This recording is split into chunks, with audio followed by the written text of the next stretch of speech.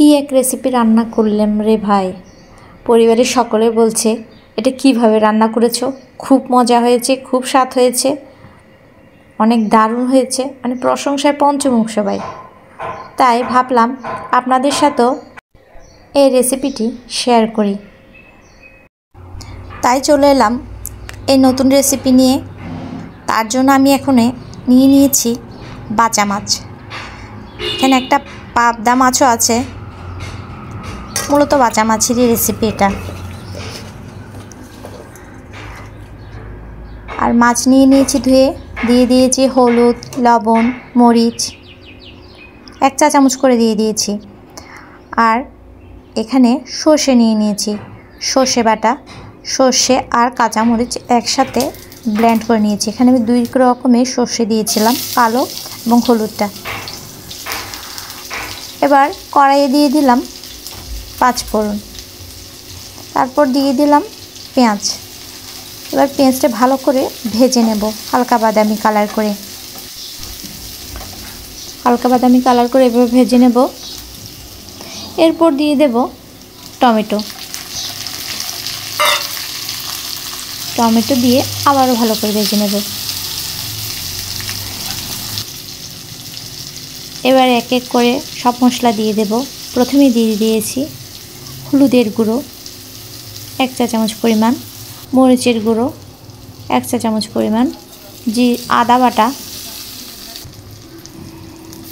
এবার অল্প জল দিয়ে ভালোভাবে কষিয়ে নেব।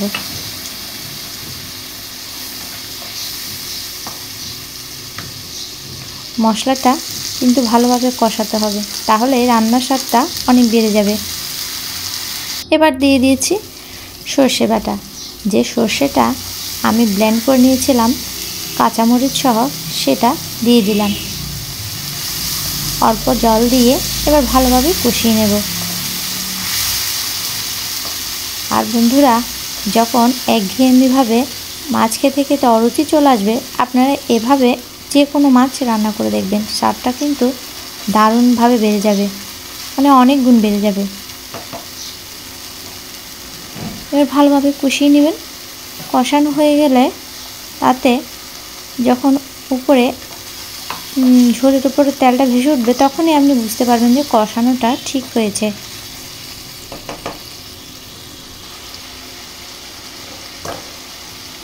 এবার মাছটা দিয়ে দিবেন।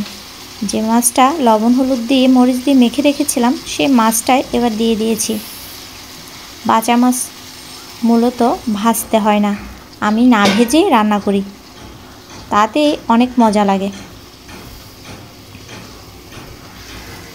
বাচা মাছ ভাজার কোনো প্রয়োজন নেই, এভাবে মেখে রাখা মাছটা, মশলা দিয়ে মেখে রাখা মাছটা দিয়ে দিবেন। এবার ভালোভাবে কষিয়ে রান্না করবেন। ভালোভাবে কষাতে হবে, যেহেতু আমি মাছটা ভাজিনি তাই ভালোভাবে কষাতে হবে।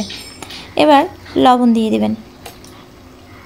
লবণটা পরিমাণ বুঝে দেবেন, কারণ আগেও আমি মাছে লবণ মেখে রেখেছিলাম। ওখানে 1 চা চামচ দিয়েছি, তাই এখানে প্রায় 1.5 চা চামচ পরিমাণ দিয়ে দিয়েছি। এবার ভালোভাবে বলক ওঠা পর্যন্ত অপেক্ষা করব। এবার আমি দিয়ে দিয়েছি জিরের গুঁড়ো, ধনিয়া গুঁড়ো,